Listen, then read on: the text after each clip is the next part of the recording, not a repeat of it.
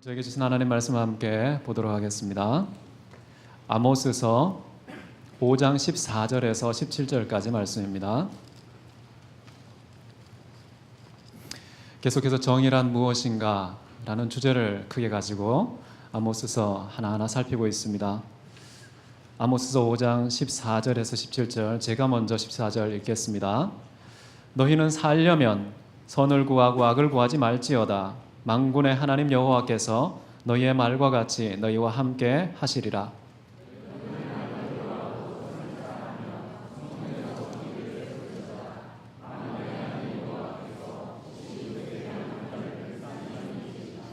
그러므로 주 만군의 여호와 하나님께서 이와 같이 말씀하시기를 사람이 모든 광장에서 울겠고 모든 거리에서 슬프도다 슬프도다 하겠으며 농부를 불러다가 애곡하게 하며 울음꾼을 불러다가 울게 할 것이며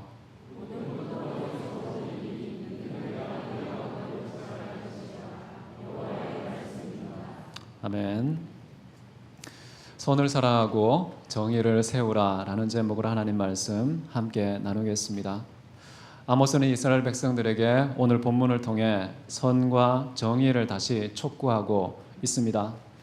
그들은 지금 악을 추구하고 불의를 저지르고 있기 때문에 역방향으로 터닝 포인트 잡으라는 것이죠. 먼저 14절을 한번 보시기 바랍니다. 너희는 살려면 선을 구하고 악을 구하지 말지어다. 만군의 여호와께서 너희의 말과 같이 너희와 함께 하시리라. 이스라엘 백성들이 사는 방법은 선을 구하고 악을 구하지 않는 것이다 라고 가르치고 있습니다. 그렇게 할 때에 비로소 하나님이 그들의 소원대로 그들과 함께 하신다라는 약속이죠. 이스라엘 백성들은 자기들은 하나님의 택함받은 선민, 하나님이 지키시고 보호하는 백성이라고 생각을 했습니다. 그런데 하나님께서는 그렇지 않다고 지금 반론을 펼치고 있습니다. 내가 너희들과 함께 한다고? 내가 너희들 가운데 거한다고? 말도 안 되는 소리라는 것이죠. 왜 그럴까요? 그 근거가 딱 한 가지 제시되고 있습니다. 선을 구하지 않고 악을 구하는 자와 나는 함께하지 않는다 라고 얘기하는 것이죠.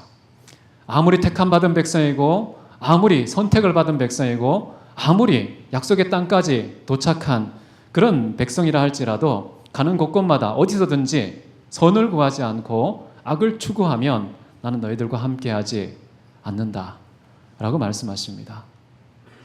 굉장히 강력한 그런 말씀이라고 볼 수가 있겠죠.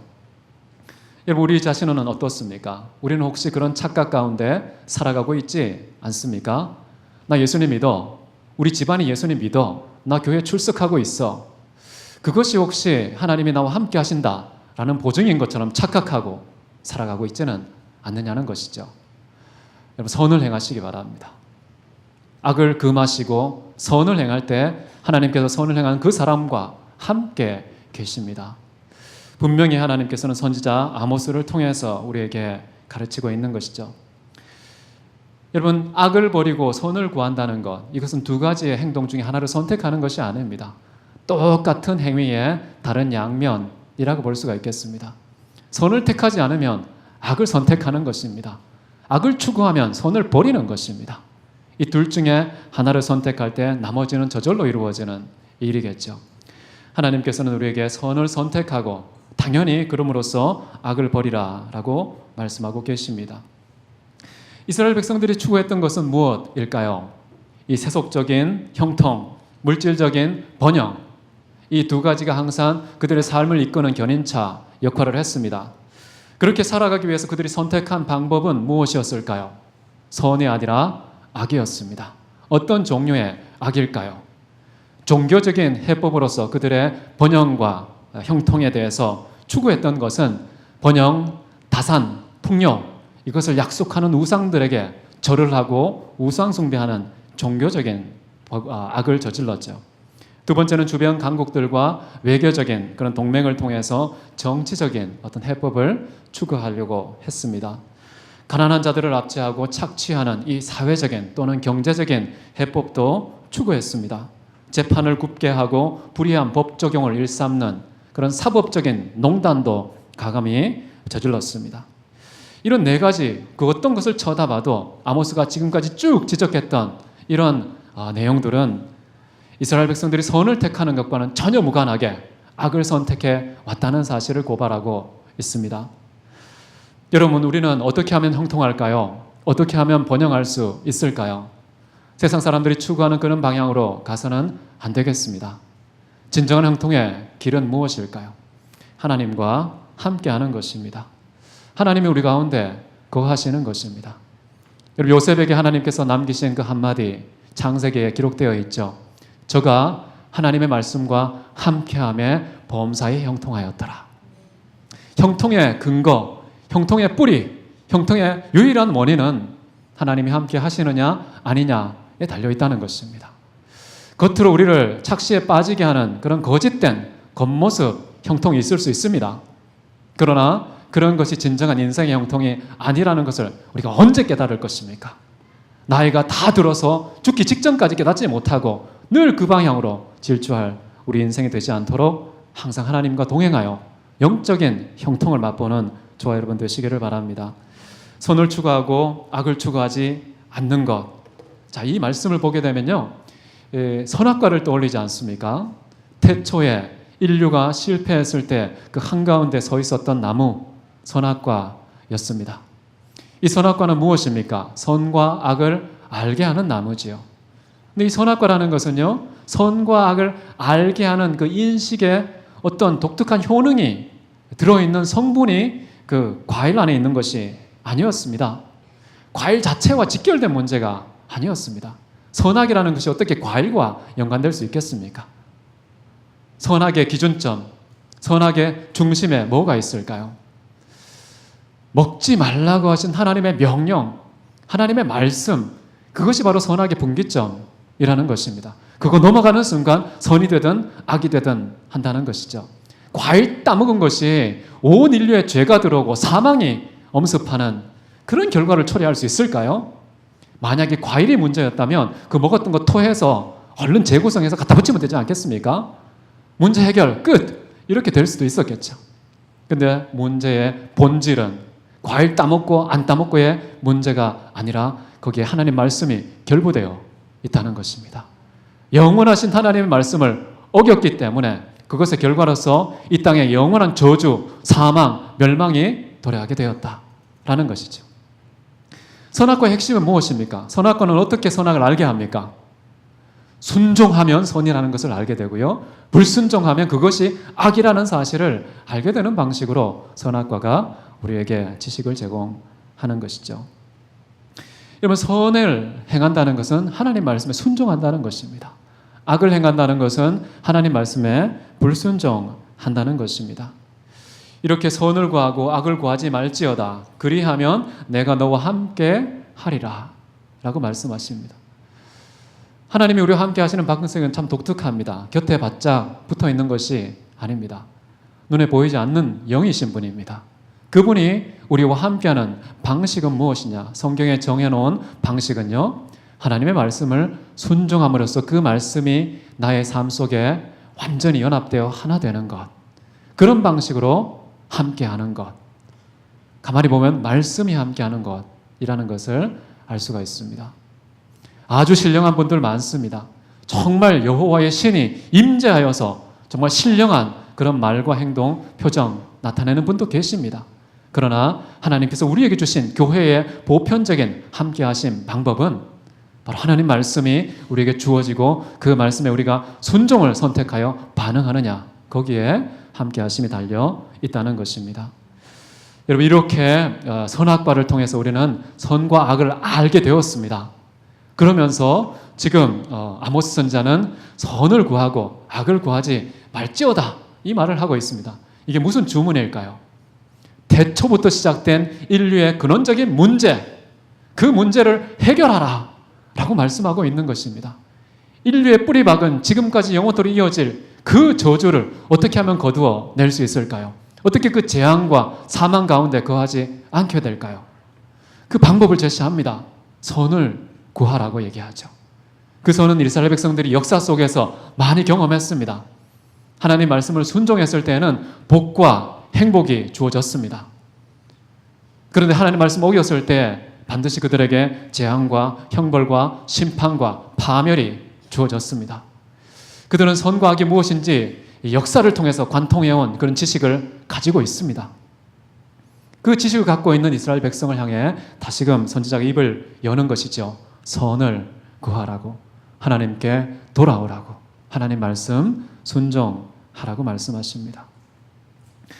여러분, 아담과 하와가 범죄하였기 때문에 온 세상에 죄가 들어오고 모든 사람이 죄를 범하였음에 모든 사람이 사막에 이르게 되었다라는 진단을 내립니다. 아담과 하와가 악을 택한 것, 말씀에 불순종한 것, 이것이 왜 이렇게 큰 문제일까요? 왕이 범죄하는 것하고 일반 시민이 범죄하는 것하고 뭐가 다를까요? 여러분, 아담의 타락은요, 온 인류의 대표성을 띠고 있는 첫사람 아담의 타락이었습니다. 왕의 타락은 무엇일까요? 한 나라의 백성 전체를 대표하고 있는 왕의 타락이었습니다. 대표자가 타락하게 되면요, 단순히 타락한 행동에 머무는 것이 아니라 그 타락의 기준을 바꾸는 것입니다. 선과 악의 기준점을 옮기는 것입니다. 인류의 대표성을 띠고 있던 아담이 하나님 말씀을 거역한 것은요, 선과 악의 축을 이동시킨 근원적인 범죄가 되는 것이죠. 왕이 타락하면 그 모든 수하 있는 사람들은 다 거짓말쟁이가 된다라는 말씀이 잠언에 있지 않습니까? 대표성을 띠는 사람이 타락하면 그 주변의 영향권 안에 있는 모든 사람이 그 타락에 빠지게 된다는 것이죠. 그래서 그만큼 왕이 타락한다는 거, 대표자가 타락한다는 거, 아브라함이 타락한다는 거, 다윗이 타락한다는 거 굉장히 심각한 일이 되는 것이죠. 여러분, 이스라엘 역사 속에서 가장 악하였던 사람은 누구였을까요? 아십니까 혹시? 북이스라엘 왕조의 태조 여로보암 1세가 바로 가장 이스라엘 백성 가운데 가장 타락하고 추악한 왕이었습니다. 그 왕에 대한 그 범죄의 내용을 어떤 방식으로 표현하느냐? 여러분, 열왕기하 12장 14장 24절에 보면 이렇게 말씀이 나옵니다. 여호와 보시기에 악을 행하여 이스라엘에게 범죄하게 한 느밧의 아들 여로보암의 모든 죄에서 떠나지 아니하였더라. 여기 보면 이스라엘에게 범죄하게 했다라고 나옵니다. 처음에는 여호와 보시기에 자기가 개인적인 악을 행하여, 그러나 나중에는 공동체적 집단적인 죄악을 범하게 만든 주범이라고 언급되어 있는 것이죠. 왕의 범죄는 그 왕이 통치하고 다스리는 백성 전체의 범죄를 견인하고 있다는 사실을 우리는 여기에서 확인할 수가 있는 것이죠. 가정에서도요, 가장이 타락하면은 그 집안 전체의 기준점을 바꾸기 때문에 하나님께서 아주 강한 책임을 물으십니다. 하나님 보시기에 악을 행하여 백성 전체로 하여금, 공동체 전체로 하여금 범죄하게 만드는 것, 이거보다 더 큰 악은 없다고 성경은 말하고 있습니다. 그래서 성경 전체에서 어떤 심각한 악을 표현할 때 항상 등장하는 이름, 거명되는 이름, 여로보암. 여러분의 일대기 안에 이 범죄를 언급할 때 여러분의 이름 거명되지 않으시길 바랍니다. 한병수와 같은 놈, 이것이 죄악이나 나쁜 놈을 표현할 때 대명사가 된다면 얼마나 부끄럽겠습니까? 우리 역사 속에 이 완용, 이 세 글자가 얼마나 오랫동안 온 민족의 입술에 회자되며 가장 악하고 추악한 그런 거짓된 대명사가 되었습니까? 유다는 어떻습니까? 예수님을 팔아넘긴 그 죄, 배신자의 아이콘이지 않습니까? 그만큼 대표성을 띈다는 것은 참 무서운 일입니다. 그러나 하나님께서는 우리에게 이제 그 모든 것 회복하라. 그 회복하는 근거는 물론 선을 행하신 예수님 때문에 우리가 이것을 역전시킬 수 있는 그런 주역의 자리에 서 있게 된 것입니다. 선을 추구하십시오. 하나님을 추구하시고 그의 말씀과 계명을 준행하는 그런 판단력이 삶이시기를 주님의 이름으로 축원합니다. 여러분, 선을 추구하는 것과 하나님이 우리와 함께 하신다는 것, 이것은 서로 연동되어 있다는 것입니다. 여러분, 선을 추구한다는 것은 무엇일까요? 하나님 말씀 그 계명들을 조목 한 조목 한 조목 보면서 그것에 맞추어진 삶의 행동을 취하는 것이 과연 그것이 선을 추구하는 것일까요? 하나님께서 수많은 말씀을 주셨습니다. 613개의 계명을 우리에게 주셨습니다. 그 계명 하나하나 순종하면 물론 선을 행하는 것입니다. 그러나 선을 행하라 라는 말의 궁극적인 의미는 단순히 어떤 계명에 대해서 행동으로 번역하라는 뜻을 넘어서서 그 모든 계명을 주신 선의 근원이신, 선의 셈이신, 최고의 선이신 하나님 자신을 구하라 라는 말입니다. 지금 아모스가 우리에게 요청하고 있는 그런 삶의 궁극적인 해법은 우리의 행동을 근사하게 만들어내라는 뜻보다는 진짜 선의 근원이신 유일하신 그 하나님만을 추구하는 것이 바로 진정한 해법이다라는 것을 우리에게 가르치고 있습니다. 여러분, 선을 추구하지 않으면 어떻게 될까요? 선을 추구하지 않으면요, 그냥 자동 반사적으로 우리에게 찾아오는 그런 게 있습니다. 죄와 악입니다. 우리 창세기 4장 7절 우리 함성 목소리로 읽도록 하겠습니다. 시작. 내가 선을 행하면 어찌 낯을 듣지 못하겠느냐? 선을 행하지 아니하면 죄가 문에 엎드려 있느니라. 죄가 너를 원하나 너는 죄를 다스릴지니라. 아멘. 여러분, 죄는요 호시탐탐 여러분을 노리고 있습니다. 사방을 우겨 싸면서요 사복을 입고서 매복해 있습니다. 틈만 나면, 빈틈이 조금만 주어지면 바로 개입을 해서 우리를 일종의 죄악의 문으로 안내하는 것이죠. 문을 활짝 열면서 이 길이야 라고 초청하는 그 죄의 길, 우리를 안내하는 것입니다. 선을 행하지 않는다는 것, 선을 추구하지 않는다는 것은 나도 모르게 악을 선택한 자가 된 것입니다.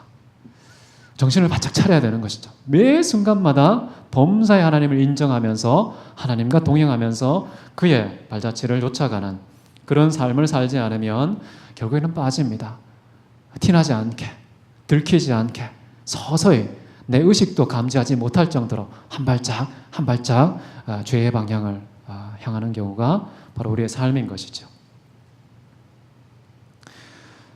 여러분, 정말 살고자 하십니까? 오늘 말씀을 보면은 너희가 살려면 선을 구하고 악을 구할지어다 이렇게 나와 있습니다. 근데 히브리어 원문을 보게 되면요, 선을 구하고 악을 구하지 말라. 그래서 너희가 살게 될 것이다. 이런 말이 나옵니다. 선을 구한다는 것은요, 산다는 것과 직결되어 있다는 것이죠. 선을 구하지 않으면 살았으나 죽은 자와 같은 삶을 사는 것이죠. 선을 구하면은 마치 이 생에서 마치 죽음 같은 삶을 살더라도 진짜 백이 삶을 제대로 사는 사람이 되는 것입니다. 선을 구한다는 것은 삶과 직결되어 있습니다. 삶의 본질은 선을 추구함에 있다는 것이죠. 너무나도 중요한 것입니다. 선을 하나님을 대입한다면요, 하나님을 구하는 자, 생명 자체이신 그분을 추구하는 자가 진정 사는 자다라는 말과 같은 것입니다. 자, 이렇게 하나님께서 살게 하시고 하나님이 함께 하심으로, 생명의 근원이신 그분이 나와 함께 하심으로 살게 하는 유일한 방법은 선을 행하는 것이라고 얘기합니다. 이 일을 가능하게 하는 그 근원은요, 우리의 실력이 있지는 않습니다. 우리가 선악을 제대로 분별할 수 있을 것 같습니까? 분별한다고 해도 그 선을 추구할 능력이 있는 것 같습니까? 죄악이 하나도 없던 순백의 사람, 첫사람 아담도 넘어졌어요. 하물며 죄악된 본성을 갖고 있는 우리가 얼마나 그 아담보다 뛰어나겠습니까? 넘어집니다. 거꾸로집니다. 그럼에도 불구하고 하나님께서 이런 명령을 주셨을 때는 가능하기 때문에 그런 것이죠. 그 가능성을 어디에 찾으라는 뜻일까요? 우리가 스스로 찾아낼 수 있는 게 아닙니다. 생명의 근원이신 그 하나님과 함께하는 것이 삶이라면 그 삶을 가능하게 하는 분은 오로지 하나님 자신밖에 없습니다. 그래서 마태복음 1장 23절 보면 이런 말이 나옵니다. 보라, 처녀가 잉태하여 아들을 낳을 것이요 그의 이름은 임마누엘이라 하리라 하셨으니 이것을 번역한 즉 하나님이 우리와 함께 계시다 하리라. 선을 행하라. 그리하면 너희가 말한 것처럼 진짜 내가 너희와 함께 한다. 라는 아모스의 기록이 있지만요. 그 기록의 궁극적인 성취는 바로 임마누엘 예수 그리스도. 그 예수님이 하나님이신 그분이 우리 가운데 육체를 이끌고 오셔야만 비로소 함께 할 수 있다는 것입니다. 함께 하심의 시작 누가 하신 겁니까? 임마누엘 하나님 예수 그리스도께서 친히 이 땅에 오셔서 우리와 함께하는 방식으로 시작된 여정입니다. 그 언제 끊어질까요? 언제까지 이어질까요? 마태복음 28장 20절인데요. 우리 같이 한 목소리 읽겠습니다. 시작. 볼지어다 내가 세상 끝날까지 너희와 항상 함께 있으리라. 예수님께서는요, 우리와 함께 하시는데요, 결코 떠나지 않겠다고 약속을 하십니다. 영원토록 우리에게 선하심이 되시겠다는 거예요. 선을 추구할 수 있는 바탕이 되시겠다는 겁니다. 그런 토대가 튼튼하기 때문에 우리는 흔들림이 없습니다. 비록 잠깐 우리가 악에 휘둘려서 유혹되어서 넘어질 수 있겠지만, 그러나 우리의 토대는 선입니다.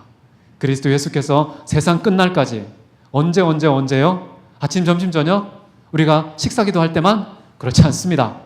항상 세상 끝날까지 함께 하겠다. 하나님이 함께 하신다는 것은 최고의 기쁨과 영광입니다. 여러분, 누구와 함께 하면 행복하겠습니까? 내가 정말 사랑하는 사람 함께 있고 싶죠.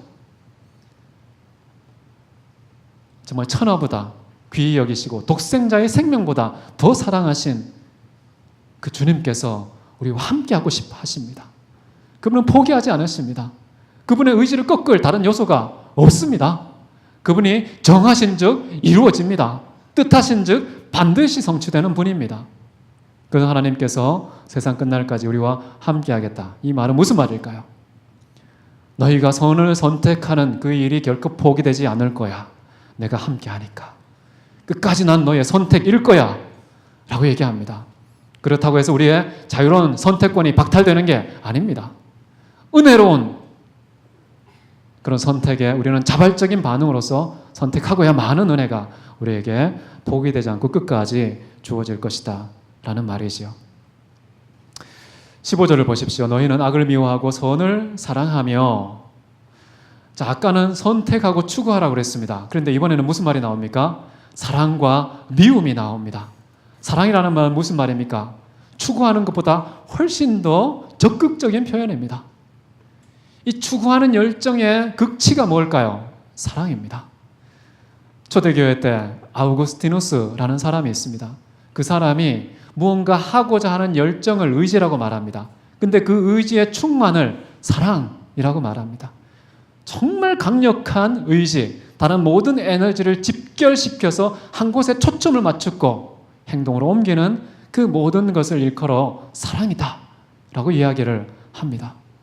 근데 선을 사랑하라 라고 얘기합니다. 내 모든 존재가 집중하여서 선에만 초점을 두고 살라는 뜻이죠. 여러분의 시선 어디에 머물러 있습니까? 선을 찾으십시오. 여러분의 귀는 어디에 쫑긋하십니까? 선의 음성을 들으시기 바랍니다. 여러분의 마음은, 손발은 어디를 향하십니까? 선을 향하여서 이동하십시오. 우리의 모든 전 존재가 선에 목말라하고 선을 사모하고 선을 사랑할 때 비로소 하나님께서 당신의 뜻을 이루신다라고 얘기합니다. 그리고 또 하나 덧붙여 말합니다. 성문에서 정의를 세울지어다. 성문이 어떤 곳이라고 그랬습니까? 고대 사회에서는요, 원로들이 성문을 출입하는 모든 사람들 사이에 있는 불화, 갈등, 대립 이런 것을 사법적인 절차를 통해 풀어가는 과정, 그것이 바로 성문에서 이루어지는 일이었습니다. 성문에서 뭘 세우라고요? 정의를 세우라고 말합니다.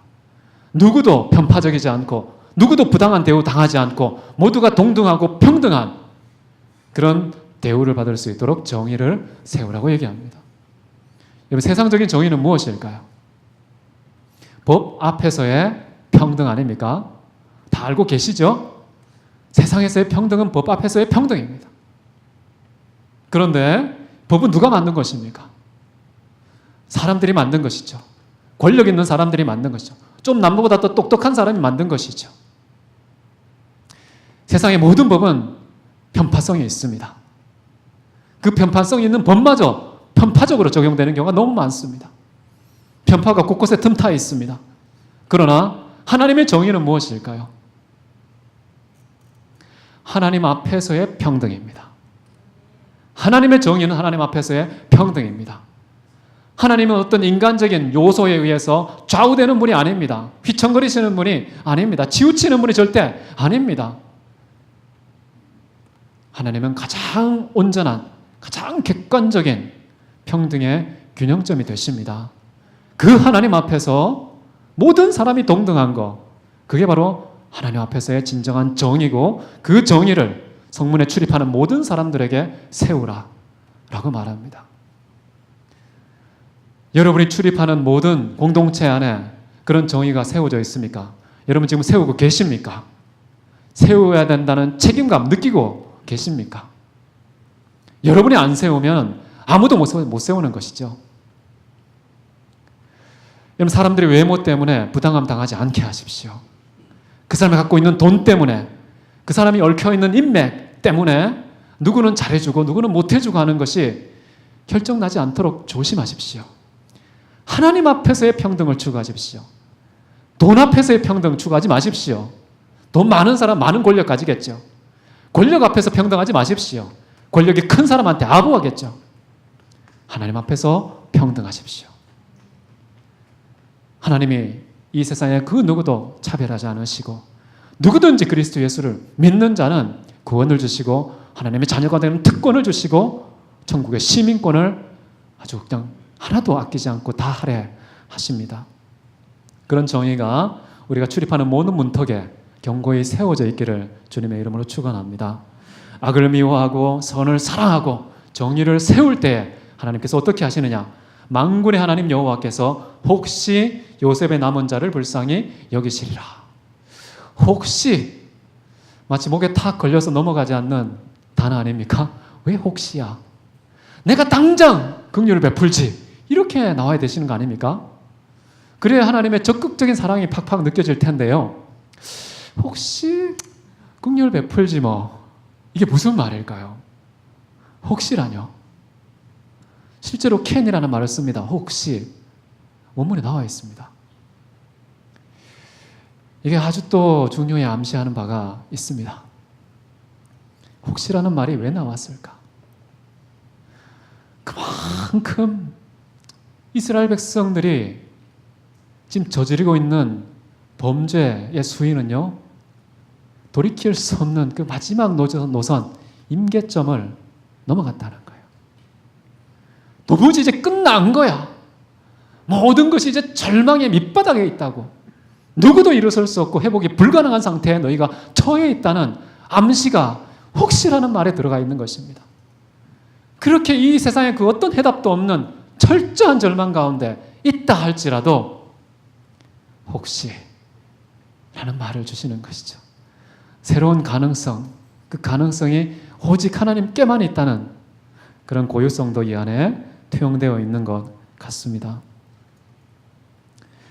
정말 우리에게도요, 나 이제 인생 끝났구나, 더 이상 돌이킬 여지가 없고 가능성 바닥났구나, 아무것도 이제 희망이 단 한 줄기도 없는 그런 상황에 여러분 처할지라도요, 혹시 희망이 있지 않을까?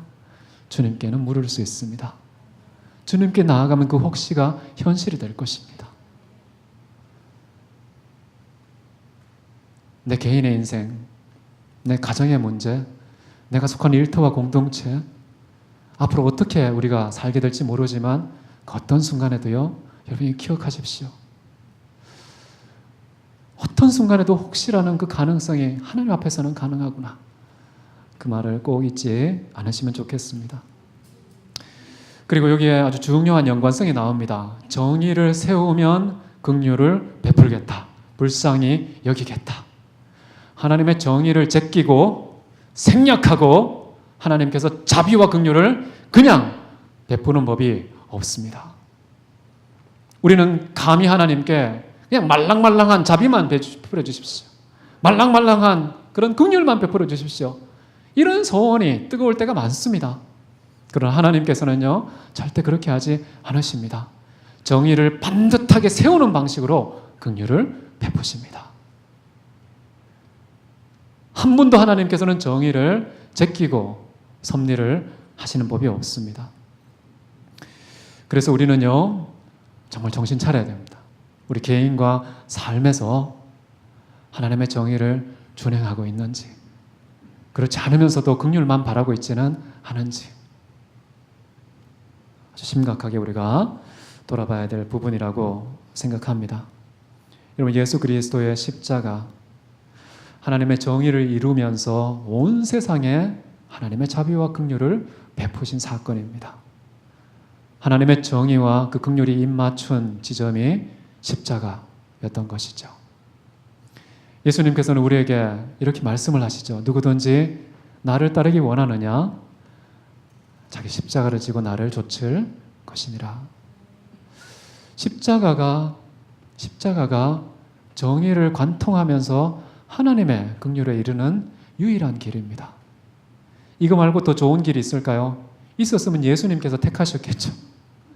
예수님께서 이게 가장 좋은 거야 라고 택하신 십자가, 그것을 제껴놓고 다른 방편을 찾는 것 결코 찾지 못할 것입니다. 이미 선명하게 아주 붉은 핏자국을 통해 우리에게 보여주신 그 십자가의 모범, 그것을 우리는 끝까지 고수하고 따라가는 저와 여러분 되시기를 바랍니다.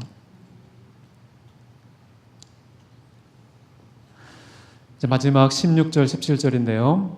여기에는 아주 슬픈 이야기가 언급되어 있습니다. 너희에게 그렇게 얘기를 했는데, 선을 택하고 선을 추구하고 선을 사랑하고 정의를 세우라고 그렇게 말했는데, 그러면 살 것이라고, 그러면 하나님이 함께 할 것이라고, 그러면 하나님의 긍휼이 임할 것이라고 말했는데, 그럼에도 불구하고 돌이키지 않는다는 거예요. 그러므로 어떻게 되느냐? 주 만군의 여호와 하나님께서 이와 같이 말씀하시기를, 사람이 모든 광장에서 울겠고 모든 거리에서 슬프도다 슬프도다 하겠으며. 모든 광장, 모든 거리, 온 세상을 다 가리키는 말이죠. 이스라엘 백성의 구석구석, 그 모든 구석구석 하나님의 심판이 임한다는 것입니다. 그 심판의 칼날을 피해갈 자가 없다는 뜻입니다. 모든 사람들에게 하나님께서 각자 행한 대로 갚으시는 그 심판의 날이 온다는 뜻입니다. 그래서 광장, 길 모퉁이마다 모든 곳에서 슬프다 슬프다는 그 애곡이 강물처럼 흘러넘치게 될 거라고 얘기합니다. 농부를 불러다가 애곡하게 하며. 왜 농부를 불러다가 애곡할까요? 주로 범죄 현장이 어디입니까? 농촌입니까? 도시입니까? 둘 다이죠. 그런데 더 많은 범죄가 벌어지는 곳 도시 아닙니까? 도시에 있는 사람들이 애곡할 사람이 없다는 게 무슨 말일까요? 철저한 심판을 받아서 곡할 사람조차 없어지는 처참한 심판과 재앙이 거기에 임한다라는 뜻입니다. 그래서 누구를 부릅니까? 농부, 너가 와서 애곡 좀 해. 그리고 애곡하는 사람들을 불러다가 울게 하는 그런 판단을 내립니다. 모든 포도원에서도 울리니 무슨 말입니까? 도시만 형벌을 받는 게 아닙니다. 농촌 현장, 농사를 짓는 모든 그런 총구석도 하나님의 심판에서 자유롭지 않다라는 것이죠. 왜 이렇게 눈물이 있고 슬픔이 있고 애곡이 있고 통곡이 있습니까? 그 이유에 대해서 마지막으로 설명하기를, 이는 내가 너희 가운데로 지나갈 것임이라 여호와의 말씀이니라. 이 너희 가운데라는 말은 원래 원문은요, 너희들의 창자, 내장 이런 뜻입니다.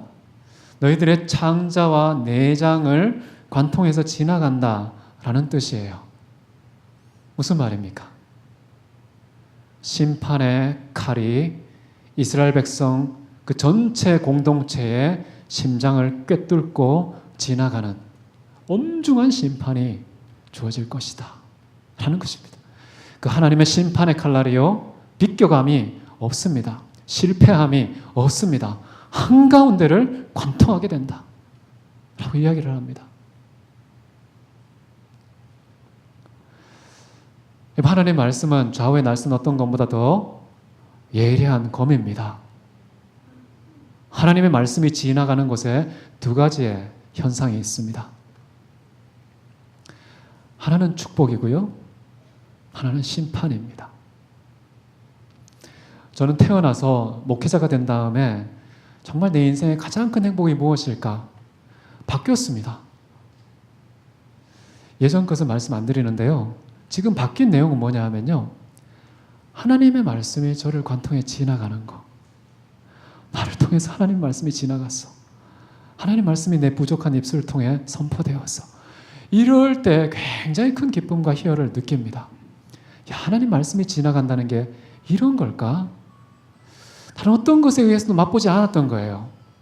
제가 전주시 웬만한 맛집 가봤습니다. 그 음식들이 저를 관통해 지나가서 뒤로 배출되기까지 온몸을 관통했는데도 이렇게 큰 행복과 기쁨을 준 것이 아니었습니다. 우리 영혼의 양식, 내 마음의 양식, 정말 이런 차원의 양식인 말씀이 내 온 영혼을 관통해서 지나가는 것, 표현할 수 없는 기쁨과 희열이 거기에 있습니다. 그런데 정말 우리가 범죄하잖아요. 하나님을 떠나잖아요. 악을 추구하잖아요. 그때 말씀이 지나가면 정말 무서운 심판이 되는 것입니다. 내 존재가 그냥 흐물흐물 그 자리에서 주저앉게 되는 그런 것들을 경험하게 됩니다. 정말 하나님 말씀이 불방망이 같이 아니하냐, 바위를 깨뜨리는 불방망이 같이 아니하냐. 하나님의 말씀 여러분에게 축복이 되시기를 바랍니다. 선을 추구하는 자에게, 하나님을 사모하고 사랑하는 자에게, 그에게는 하나님의 모든 말씀 단 한 조각도 예외 없이 축복의 통로와 근원이 될 줄 믿습니다. 오늘 말씀을 정리하기 원합니다. 분명히 아모스는 우리에게 가르치고 있습니다. 선을 사랑하고 정의를 세워라. 너무 심플하고 상투적인 말 아닙니까? 그런데 그게 실제입니다. 이거보다 확실하고 이거보다 우리 인생과 인류의 역사 속에서 단 한 번도 포기되지 않은 질서는 없었습니다. 이 땅의 사법은 계속해서 사회에 따라, 시간에 따라서, 민족과 문화에 따라서 계속해서 바뀝니다. 사람의 입맛대로 바뀌는 이 땅의 사법과는 달리 하나님의 법은 영원토록 변치가 않습니다.